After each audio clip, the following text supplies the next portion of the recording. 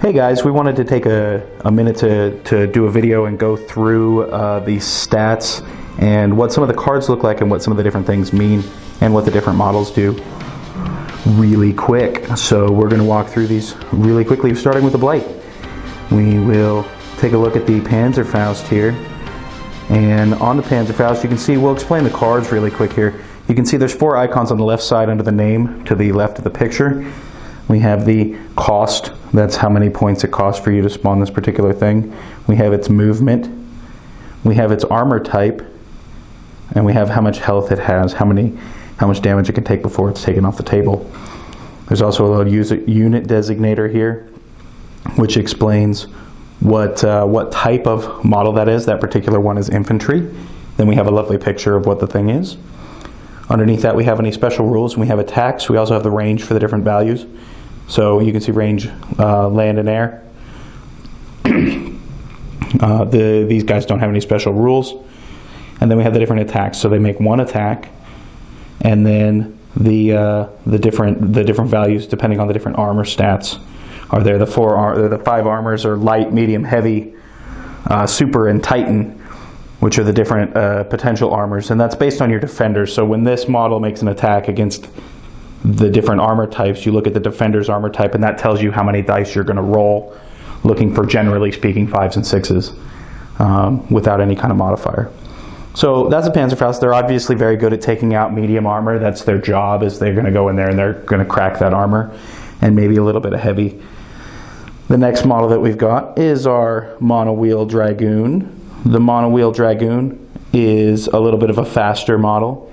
It's also built to take out infantry. It has a chain attack, which allows it, if it hits with an attack in a grid, it can move on to the next square and make another attack. So it has the potential to clear grids, kill multiple infantry at a time. If you watched the demo video, you saw Mike was using a lot of the monowheels because they're really good at what they do. You can see they're speed 3, they're really quick, they're medium armor, cavalry, as noted by the little cav icon there. And then they have the rapid assault special rule, which is what allows them to move before they shoot, if they choose to do so. They're very short range because they're a guy with a saber chopping at stuff. There was some question as to how melee works in the game, and everything is abstracted. So range 1 is basically melee. It can also be shooting, but that's, you know, like I say, it's very abstracted. The next guy in line here, we have the behemoth of the Sturmpanzer. The Sturmpanzer is a 4 cost. It's a move of 1, 4 hit points, heavy armor. Quite a behemoth. You can see it's a tank based on the icon there. Also, we can show you these in the top right hand corner. You can see that there's the 2 little crosshairs, and what those mean is that this model has a bounty of 2. So if you kill it, you gain 2 victory points, because killing a Sturmpanzer is a pretty big feat. It's not a little thing to do.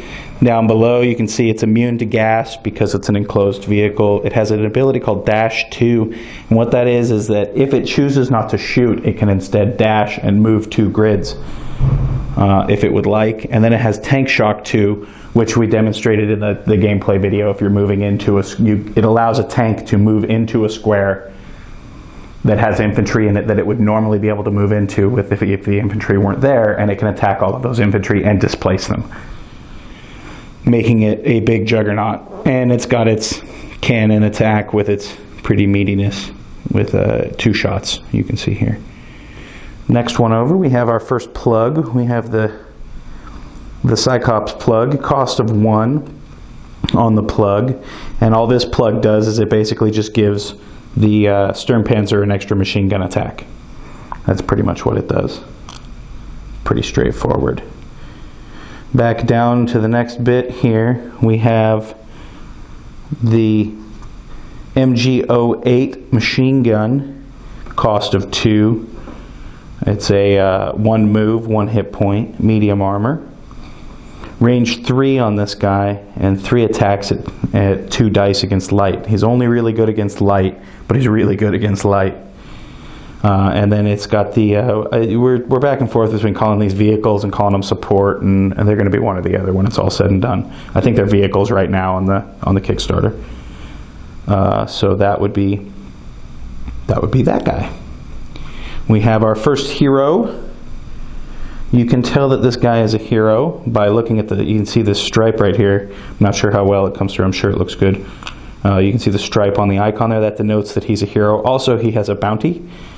Generally speaking, regular soldiers don't have a bounty, so they aren't worth any victory points. He costs 3, move 1, 2 hit points. He's immune to gas, and he grants immunity to gas to the other infantry in a square with him. And then he also has a gas attack, so he can shoot gas clouds out onto the table, which will stay there for a little bit of time. He's pretty neat. We have Jaeger here next, who is our sniper. Again, a 1 bounty, a 3 cost, 1 move. You can see that stripe there denoting he's a hero. The other important thing to know about heroes is that when a hero dies, the hero can't come back. He has a range of 5 because he's a sniper.